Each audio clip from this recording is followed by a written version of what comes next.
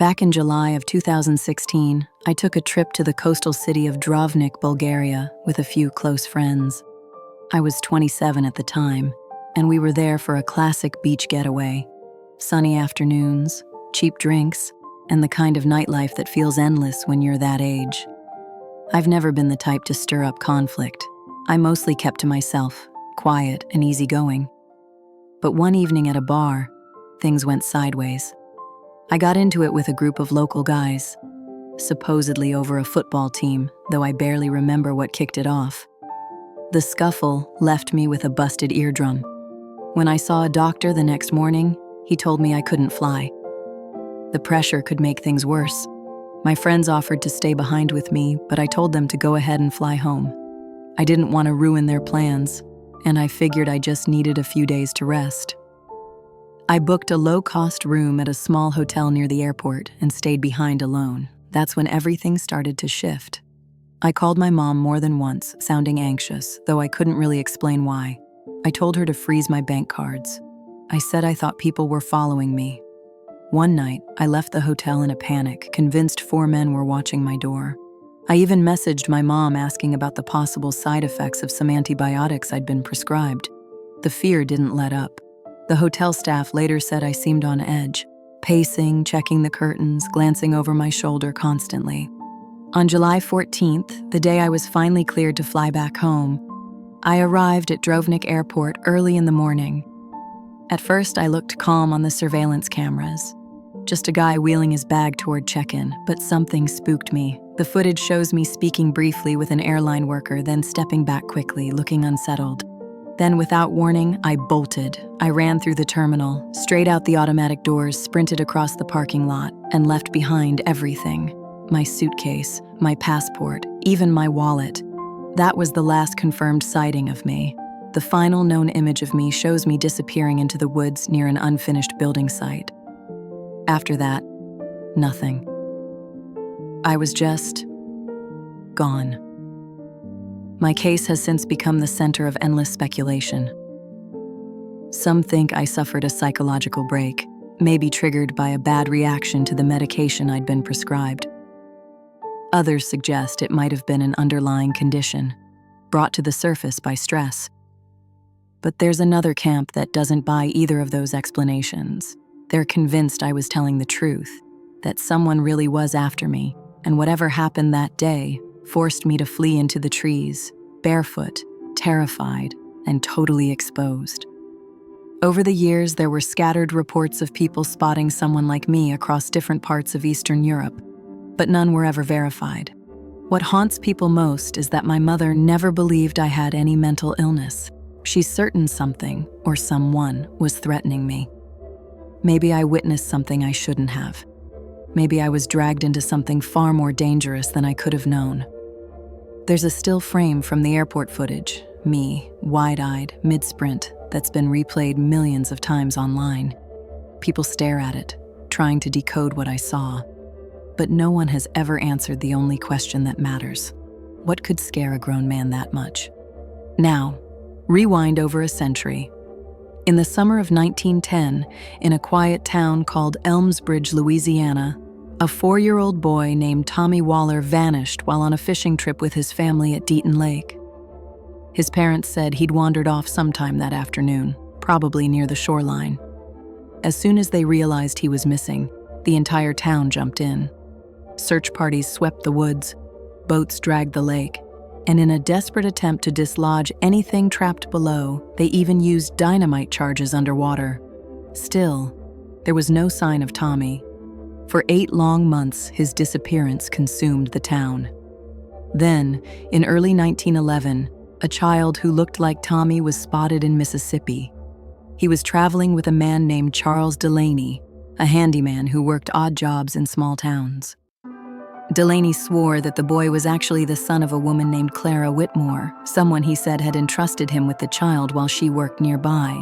But the Wallers were certain this was Tommy. Authorities arrested Delaney on suspicion of kidnapping, and a formal reunion was arranged between the boy and my mother, Margaret Waller. At first, the child didn't seem to recognize her, and some who witnessed that moment claimed she paused, like she wasn't completely sure either. Still, After spending a few days with him, she publicly declared that the child was hers. That was enough. The papers ran headlines saying Tommy Waller had been found. Delaney was sentenced to prison. And the boy? He was sent home with the Wallers and raised as their son. But not everyone agreed with how it ended. Clara Whitmore, the woman Delaney had mentioned, arrived shortly after. She insisted the child was actually her son, Peter, and that the Wallers had taken him. But Clara didn't have the means to fight back. No lawyer, no financial help, no one in her corner. When the judge ruled in favor of the Wallers, she lost custody for good. She returned to Mississippi, devastated. Branded by the newspapers as unstable and dishonest, she carried that burden for the rest of her life. Peter, raised as Tommy, never knew any of this. For decades, he lived under the Waller name, unaware that there had ever been a question about his identity. But in the early 2000s, his grandson began digging into the family's past. Something about the story didn't add up. Eventually, the Wallers agreed to a DNA comparison between Peter's descendants and those of the original Waller family. The results were undeniable. There was no biological connection. The boy who'd lived his entire life as Tommy Waller had actually been Peter Whitmore, which meant Clara had been telling the truth all along, and the real Tommy still missing. No one ever figured out what happened that day at Deaton Lake. Whether he drowned, was taken, or simply vanished, his case is still officially unsolved. In the end, an innocent man spent years behind bars, and a grieving family unknowingly raised someone else's child, all because facing the truth was too hard, and pretending they had closure was easier than admitting they didn't. Jump forward to 1929 in Los Angeles. That spring, a 9-year-old boy named Henry Caldwell vanished without a trace. His mother, Eleanor Caldwell, had given him a few coins to catch a movie at the local theater while she went in for an afternoon shift. He never came home. When Eleanor reported him missing, the police launched a public search, and within days, the case was making front-page news. At the time, the city was anxious. Crime rates were rising, and fears around child abductions were high. The pressure on the local police force was overwhelming. For nearly half a year, Eleanor refused to give up. She handed out flyers, organized search efforts, and gave emotional interviews to the press. Then, in September, authorities in Iowa picked up a boy who said he was Henry. They quickly arranged to bring him back to California. His return was orchestrated as a media event. Police officers posed proudly beside the child, and journalists gathered to capture what they assumed was a happy ending. But the moment Eleanor saw him, she quietly told them, "That's not my son." The police dismissed her reaction. They told her she was confused, that the trauma had changed him. They even suggested she take him home for a while, just to be sure. Caught in the public spotlight and likely overwhelmed by pressure, Eleanor agreed, but 3 weeks later, she returned to the station and repeated herself. The boy wasn't Henry. This time, the police responded by having her placed in a psychiatric facility. They claimed she was delusional, unable to accept reality. As Eleanor sat institutionalized, the boy finally confessed. His name was actually Michael Brower, a runaway from Iowa who had impersonated Henry in hopes of reaching California, where he dreamed of meeting film stars. He admitted he'd lied from the start. So the police had staged a false reunion, forced a grieving mother to play along, and punished her when she refused. You'd think that would be the worst of it. But the story doesn't end there. Around that same period, a man named Franklin Dorner, originally from Canada, was arrested in rural Winslow, California. He was linked to a series of disturbing crimes on a farm outside town. Franklin Dorner had been luring young boys to his property, isolated farmland tucked behind a grove of trees. He imprisoned them in makeshift enclosures, and eventually, he killed them. When the authorities finally raided the property, they uncovered overwhelming evidence tying Dorner to multiple victims.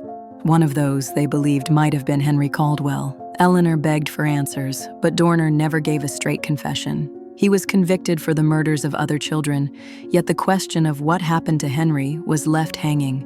Eleanor never stopped searching. She dedicated the rest of her life to piecing together the truth. But despite everything, the city of Los Angeles never officially apologized, not for declaring the wrong child was hers. and not for institutionalizing her when she refused to accept the lie. Years later, the story inspired the film The Substitute, starring a well-known actress. But the real horror was never in the movie. It was how the system treated a mother's grief like a nuisance, how a missing child was reduced to a headline, and how those in power prioritized appearances over the truth. Fast forward to August 2009, in a quiet town tucked into the mountains of British Columbia. That's when 24-year-old Marissa Lane disappeared. She had recently moved back into her parents' home after a tough breakup, hoping to regroup and start fresh. That evening, she told her mother she was heading out to meet a friend at a nearby cafe. It was a warm night. She wore a light sweatshirt, jeans, and took her phone, but left her purse behind. She walked out the front door at 7:20 p.m. She never arrived at the cafe. Her phone stopped pinging towers less than an hour later. Calls went straight to voicemail. Within hours, search efforts were underway. Flyers blanketed the town. Volunteers combed the nearby woods, trails, and back roads. Search dogs were deployed, but there was nothing. No trace of Marissa, no phone, no bag, no security footage, no sign of a struggle. It was like she had vanished from the earth. Her parents were shattered, and everyone who knew her said the same thing. Marissa wasn't someone who'd just disappear. She was responsible, grounded, and she never would have left without telling someone. Days faded into weeks and the weeks into months. Eventually, the search was scaled back, and then, quietly, the case went cold. But nearly a full year later, something no one expected happened. In the early morning hours of July 5, 2010, Marissa Lane walked into a rural hospital nearly 300 kilometers from where she'd vanished. She was barefoot, disoriented, and visibly malnourished. Her skin was sunburned, and she wore clothing that clearly didn't belong to her. Oversized, mismatched, and unfamiliar. She didn't speak a word to the nurses or doctors. Instead, she picked up a pen, scribbled her name on a notepad, and handed it over. The hospital staff contacted authorities. Her identity was confirmed through fingerprints. After nearly 11 months missing, Marissa had been found. Her parents rushed to the hospital, but when they arrived, she barely reacted.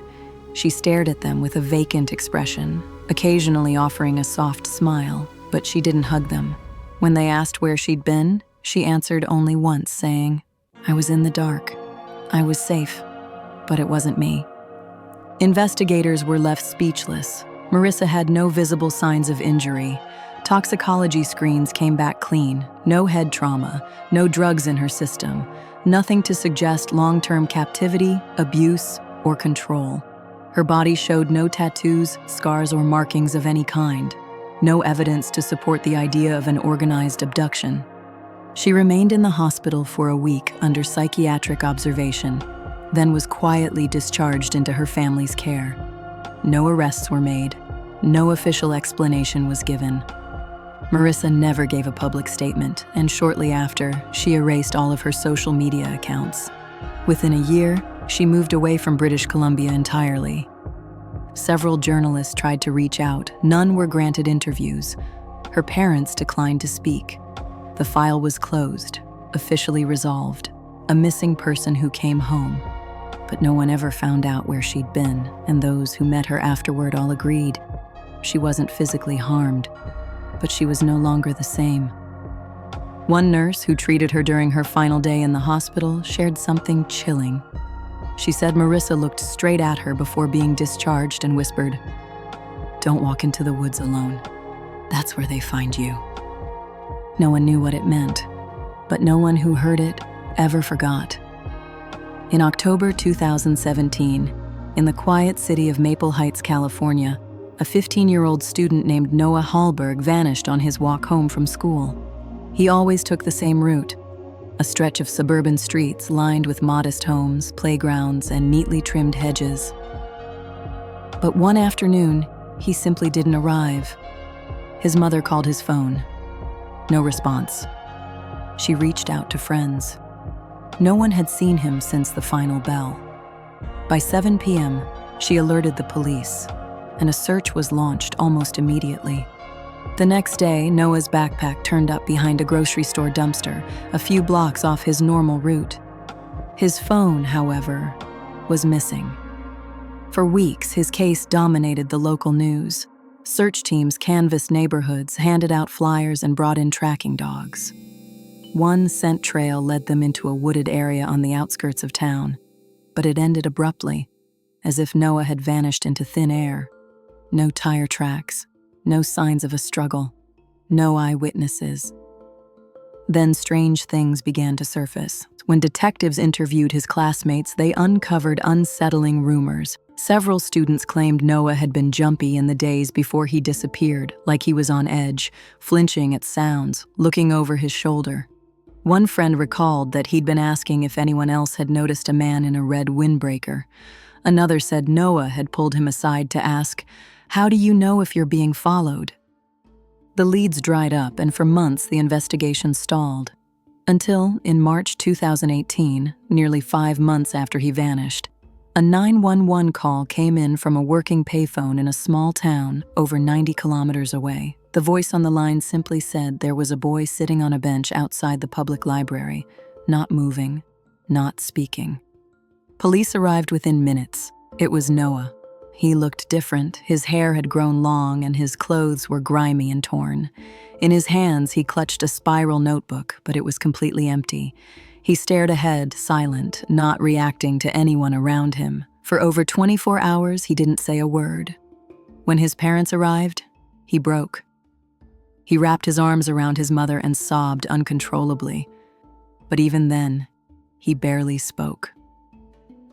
In the following days, Noah shared only fragments. He said he'd been held by a group, but he couldn't or wouldn't describe them.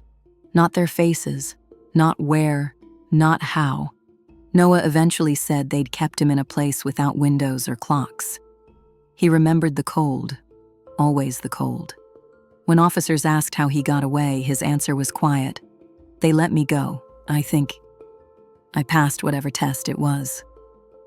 1 month later, he made one final statement before withdrawing completely from the public eye. "There were others," he said. "I heard them. I wasn't the only one, but maybe I'm the only one who came back." The notebook he'd been gripping when he was found was returned to him. It remained untouched. Page after page was blank. No one could get him to write a single thing.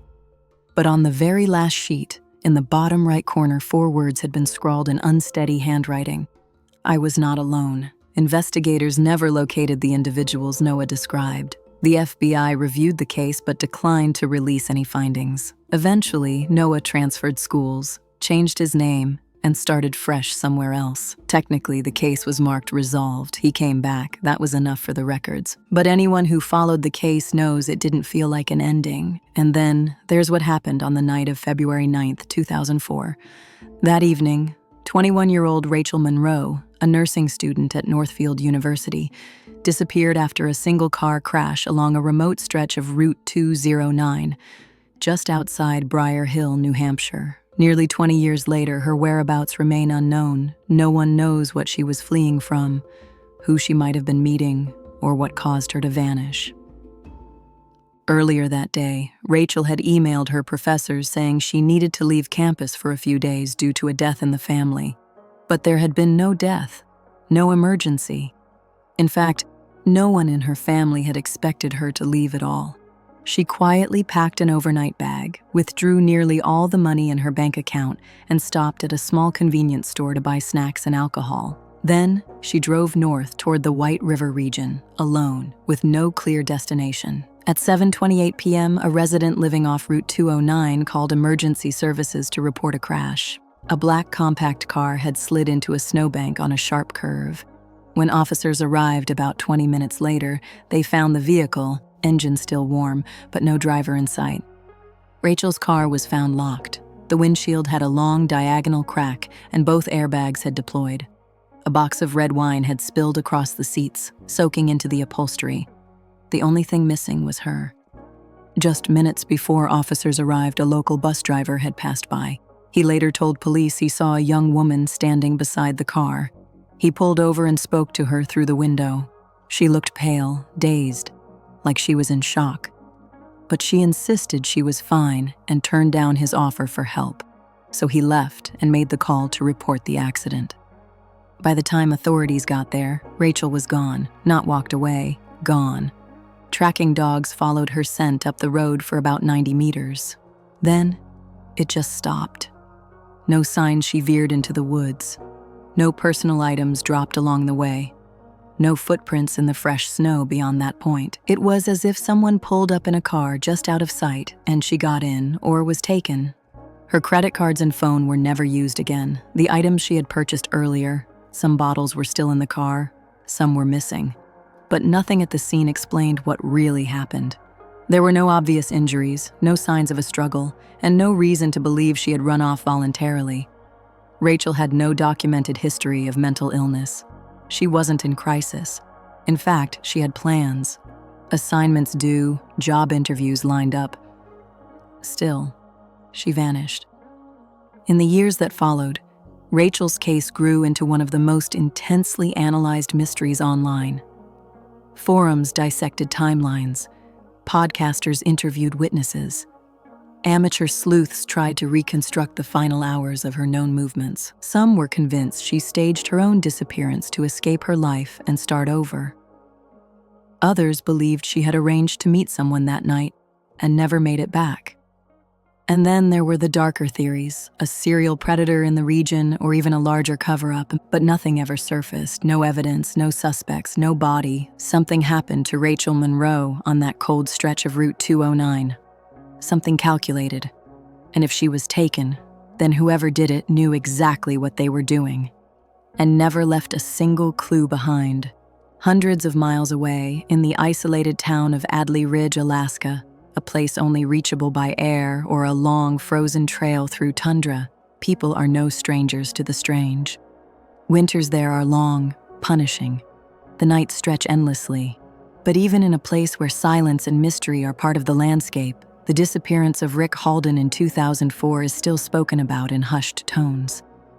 It wasn't the only disappearance in Adley Ridge, but it was the one people still talk about. Not just because someone vanished, but because of how it happened and what was left behind. Rick Halden was 37 years old, an electrician by trade, known for being quiet, dependable, and largely private. He lived alone in a modest cabin just beyond the edge of town, where the road turned to gravel and the forest pressed in close. Out there, it wasn't unusual to live with a certain degree of solitude. Many locals preferred it. But when Rick vanished, something felt different, disturbing even. In the decade before his disappearance, more than 20 people had gone missing from the greater Adley Ridge area, most of them without explanation. It eventually drew federal attention. The FBI opened a regional review, calling it a possible pattern, but Rick's case hit differently. It felt more personal and much harder to explain. On the morning of November 13th, 2004, Rick didn't show up for work. His supervisor tried calling him throughout the day. No answer. That evening, one of Rick's coworkers drove out to check on him. The truck was parked out front, the cabin lights off. A light snowfall had dusted the ground earlier, but as the coworker approached, he noticed something that didn't make sense. There were no footprints in or out of the house, none at all. It was like no one had entered or exited the building since the snow had fallen. He knocked, no reply. He circled around to the back, and that's when he saw the door, slightly ajar. He called out Rick's name, stepped inside, and immediately felt unsettled. The place was quiet, too quiet. The coffee machine was still full, the power was on, and Rick's phone sat untouched on the table. But there was no sign of Rick anywhere. And then there was the bed. It wasn't messy. It wasn't slept in. It was made so precisely, so perfectly, that it looked like it had been set for display, as if no one had ever laid down in it at all. The coworker called the police. They searched the cabin, the yard, and then the dense woods beyond. K-9 units, thermal drones, helicopters. They deployed everything. And still, there was nothing. No trail, no dropped items, not even the slightest sign of blood or struggle. Even with fresh snow on the ground, there was no evidence of movement, and Rick Halden had simply disappeared, leaving everything behind without a single trace. Rick had left his cabin without his coat, without his boots, without his keys, and simply never returned. Investigators found no signs of forced entry, no signs of violence. He wasn't in trouble with anyone. No debts, no disputes. His bank account remained untouched. His phone hadn't pinged a single cell tower since the day before he vanished. At first, the case stalled, but then something strange surfaced, though it wouldn't be made public for years. 2 days after Rick disappeared, a solo hiker trekking roughly 50 kilometers north of Adley Ridge came across something odd. Wedged into the frozen mud along a game trail was a single men's sock, stiff from the cold. Not far from it, half buried beneath a thin crust of snow, was a worn, weather-damaged Polaroid photograph. It was warped and nearly ruined by moisture, but one thing was clear. The picture had been taken from within the forest, aimed directly at Rick's cabin. The angle captured the side of the house, the living room window in particular, and in the reflection of that glass, there was a face. But it wasn't Rick. The hiker turned the photo over to local authorities, but it was never released to the public. Years later, a retired officer who had worked on the case anonymously described the image to a regional reporter. He said it still haunted him. The face in the reflection didn't look quite human. According to him, the features were wrong, subtly but undeniably. The skin tone appeared unnaturally pale, and the eyes were set wider apart than they should have been. The mouth was slightly open, caught mid-whisper, like someone who'd been staring through the glass, and hadn't expected to be seen. After the photo was discovered, the area was searched again. More personnel, more dogs, still nothing. Rick Halden was never found. That's when the rumors started. People in Adley Ridge began referring to the figure as the Watcher. They whispered that something out there, something old, had been taking people. The missing cases went back years. Some believed even longer. Local indigenous elders spoke of a shadowed presence they called the Hollow One, a silent figure said to live between the trees, appearing only at night, moving unseen among the forest paths, watching from just beyond the firelight. When federal investigators finally stepped in, the official explanation was vague but familiar. Most of the disappearances, they claimed, were likely the result of harsh conditions, poor decisions, or alcohol-related accidents. But not Rick. Those who knew him didn't buy it. They knew it wasn't the cold. It wasn't a misstep on ice. Rick knew those woods. He had lived on the edge of them for over a decade. He wouldn't have walked out barefoot in below freezing temperatures. He wouldn't have left his back door swinging open, and there's no way he would have vanished without leaving a single print behind in the snow. To this day, Rick Halden has never been found. Some still say it was a freak accident, that he slipped, got lost, and the wilderness took him. But others aren't so sure. They believe Rick saw something that was already watching him, and whatever it was, it made sure no one else ever would.